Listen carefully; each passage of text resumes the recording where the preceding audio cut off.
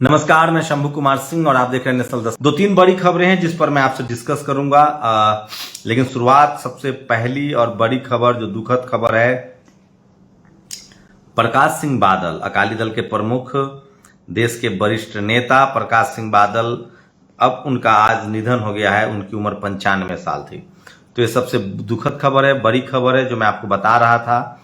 उसके बाद मैं बात करूंगा बीजेपी के एक सांसद है ब्रजभूषण, उसके जांच रिपोर्ट को लेकर बबीता फोगाट ने एक बड़ा खुलासा किया है। आपको बता दें कि बबीता फोगाट खुद बीजेपी की नेता हैं और उनकी बहन विनेश फोगाट जो है वो जंतर मंतर पर धरने पर बैठी हैं। इस पर ही बात करूंगा।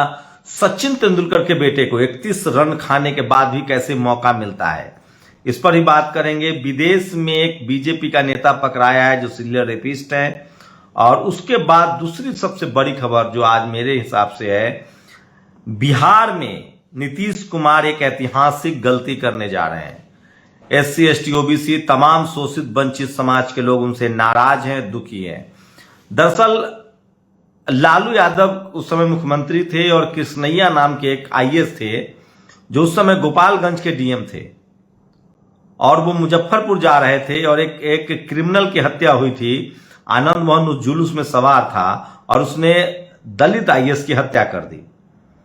इसको लेकर उम्र कैद, पहले तो फांसी की सजा हुई, फिर उम्र कैद की सजा हुई। सोचिए, कलेक्टर की हत्या। आप कल्पना कर सकते हैं सामंतवाद किस तरह से हावी होता है। और आज भी वो आदमी सामंती है, वो कह रहा है कि मैं मायावती को नहीं जानता। खैर, जाने न जाने उसकी मर्जी है, लेकिन नीतीश कुमार एक बड़ी ऐतिहासिक गलती कर रहे हैं और अगर वोट के लिहाज से भी कर रहे हैं तो वो सबसे बड़ी चूक कर रहे हैं। पूरा SC ST समाज, OBC समाज नाराज है। एक तरफ बीजेपी ने इसके खिलाफ किया है, बीजेपी इसके खिलाफ है, मायावती जी ने इसके खिलाफ है। सोचिए, बीजेपी जहां SC ST OBC को जोड़ने की कोशिश कर रही है, नीतीश कुमार और तेजस्वी यादव पर भी सवाल उठेगा, वो भी गठबंधन में है। और सबसे बड़ा सवाल है, लालू यादव जी के साख को बट्टा लगेगा, जिनका पूरा ट्रैक रिकॉर्ड है शोषित वंचित समाज की लड़ाई लड़ने का। तो नीतीश कुमार की ऐतिहासिक गलती है और आनंद मोहन को लेकर पूरे देश के बहुजन समाज के लोग जो हैं वो बोल रहे हैं, पढ़ रहे हैं, लिख रहे हैं। तो ये सबसे बड़ी खबर है। वहीं एक और खबर बता दूं कि इसको लेकर लगातार प्रतिक्रिया आ रही है और schedule caste, schedule tribe, OBC के जो तमाम लोग हैं जो बहुजन आंदोलन को चला रहे हैं वो इससे खफा है। एक और वीडियो देखें। इसके साथ उन्हें यह भी बताना चाहिए था कि उनपे कितने मुकदमे थे जो उन्होंने वापस लिए। कहीं ऐसे मुकदमे तो नहीं थे जो दंगे के मुकदमे रहे हो उन पे। मैं इसलिए कहना चाहता हूं, जानबूझ करके सरकार के लोग मिलकर के ध्यान हटाना चाहते हैं, क्योंकि ये शहरों से कूड़ा नहीं हटा पाए, शहरों की नालियां नहीं। तो सोचिए, मैं फिर कह रहा हूं, SC ST OBC को जब मौका मिलता है तो वो इस तरह की ऐतिहासिक गलतियां करते हैं और ये सबसे ऐतिहासिक गलती साबित हो सकती है बीजेपी नीतीश कुमार के लिए। आप सोचिए, सचिन तेंदुलकर के एक बेटे हैं, उनका नाम है अर्जुन तेंदुलकर, क्रिकेटर हैं। उनको उनके एक ओवर में 31 रन बने। इससे पहले रिंकू सिंह, याद है, उन्होंने एक ओवर में यश दयाल की एक ओवर में 31 रन बनाए थे, 5 छक्के मारे थे। उनको टीम में नहीं खिलाया जा रहा, लेकिन आज भी मुंबई की तरफ से अर्जुन तेंदुलकर खेल रहे हैं। तो ये होता है पिता का रसूख। और देश की राजधानी दिल्ली के जंतर मंतर पर बहुत सारी महिला खिलाड़ी धरने पर बैठी हैं, जिसमें विनेश फोगाट भी हैं, साक्षी मलिक भी हैं, पुनिया हैं। इन लोगों ने, कुछ महिला खिलाड़ियों ने आरोप लगाया है ब्रजभूषण सिंह जो बीजेपी के मेंबर ऑफ पार्लियामेंट हैं और रेसलिंग के प्रेसिडेंट हैं, हैरेसमेंट का। उसके बाद बबीता फोगाट जो एक कमेटी बनी थी इससे पहले वाले में, उसमें बबीता फोगाट ने कहा है ब्रजभूषण सिंह पर लगे आरोपों के लिए बनी जांच समिति पर गंभीर आरोप लगाते हुए जांच रिपोर्ट पर जबरदस्ती मेरे साइन लिए गए, सभी सदस्यों की सहमति नहीं है। जब रिपोर्ट पढ़नी चाहिए तो मुझसे रिपोर्ट छीन ली गई।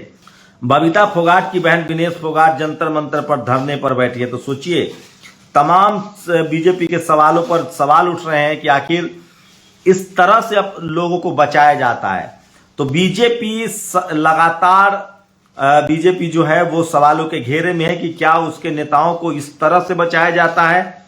और सोचिए कि आम आदमी जो बीजेपी से पीड़ित होगा, बीजेपी नेताओं से पीड़ित होगा, उसका क्या होगा जब नेशनल और इंटरनेशनल लेवल के प्लेयर को भी न्याय नहीं मिल सकता है। इसलिए ये कहना कि बीजेपी के राज में सब दूध के धुले हैं, सब बिल्कुल है। हाँ, अपोजिशन को, उनसे सवाल पूछने वाले चाहे पत्रकार हो चाहे पार्टी हो, उनको जरूर परेशान किया जाता है।